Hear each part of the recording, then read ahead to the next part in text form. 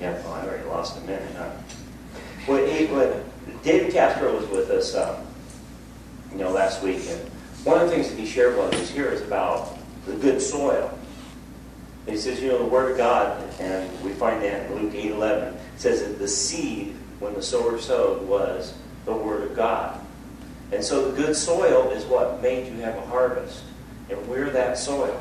So if I were to bring out some pots here, and I had one of them filled with concrete, it would be foolish to throw seeds on the concrete, because that would just be by the wayside.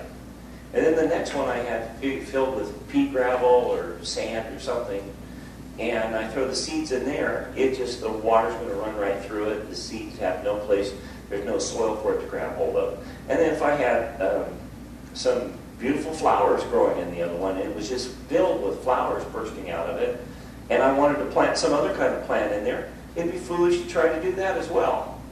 But if I have the last one here, and it's got good, rich soil in there, and I throw the seed in it, that's the best choice. That's where it's going to grow.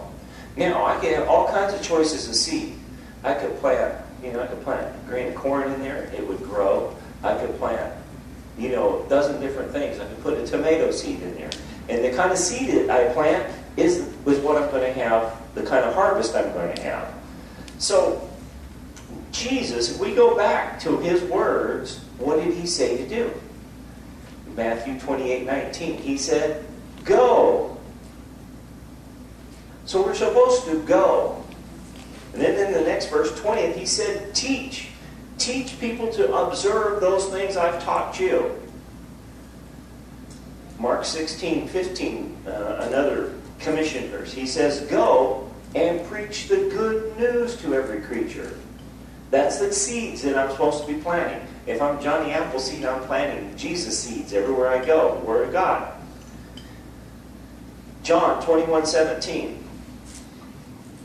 Jesus is finishing up his encounter with Peter, and he says, Peter, do you love me? He says, yes, Lord, you know. He says, feed my sheep. Plant some seeds. Plant seeds in your sheep. That something will grow, that a harvest will come. Do you love me, Peter? Yes, Lord, you know thou knowest. Then feed my sheep 3 times. And paraphrasing it, it's all the same thing. Go, feed the sheep. Go, preach good news. It's all the same. Acts 1:8. You shall receive power to what? Be my witnesses. Plant seeds. So, why is the church deciding to plant the wrong kind of seeds? Now, the seed I plant is going to be the harvest I get.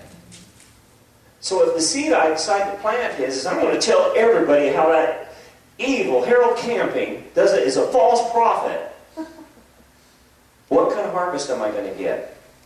I'm going to get a Harold Camping harvest. An anti-Harold Camping harvest.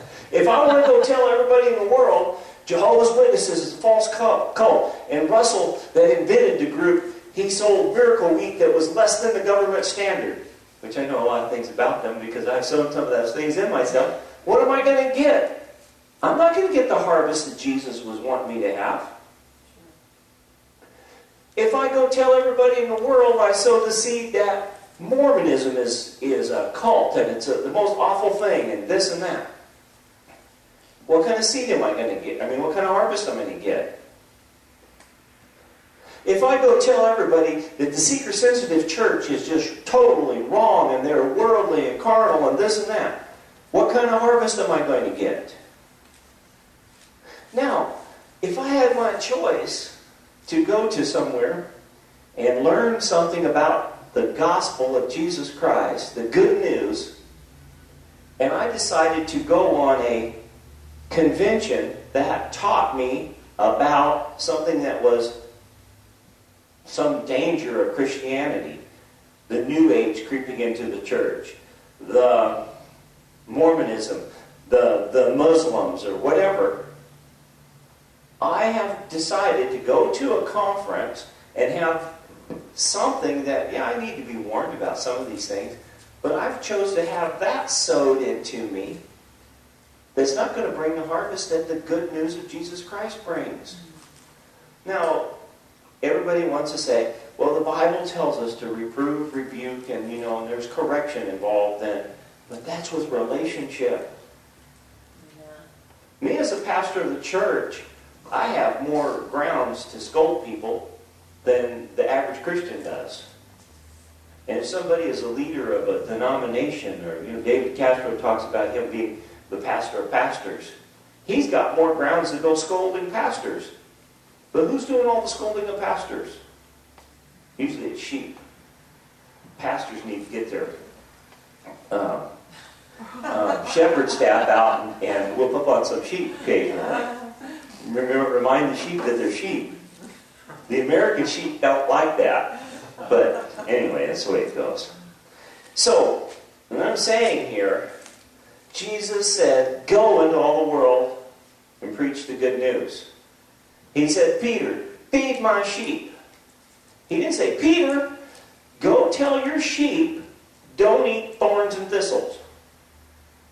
Peter, don't tell your sheep, don't eat gravel. Peter, make sure you tell your sheep that they shouldn't eat poisonous berries. He said, feed them, take care of them, give them the good stuff. And we get bent on it, and it's religion, it's pride that makes people want to attack, be negative against everything. And if you go out and you search the internet for Benny Hinn, his website will come up first, and then 1,000 negative websites against him. And if you're doing anything for God, right, wrong, you've drifted off, whatever the case is, that's the same testimony you have. And those 1,000 or million websites of negativity, who put them up there? Christians. People that should be feeding sheep. And instead, they're telling the sheep, don't eat this grass. Don't do this. Don't do that. It's a don't ministry. And Jesus said we're a good news ministry. And I'm going to end there.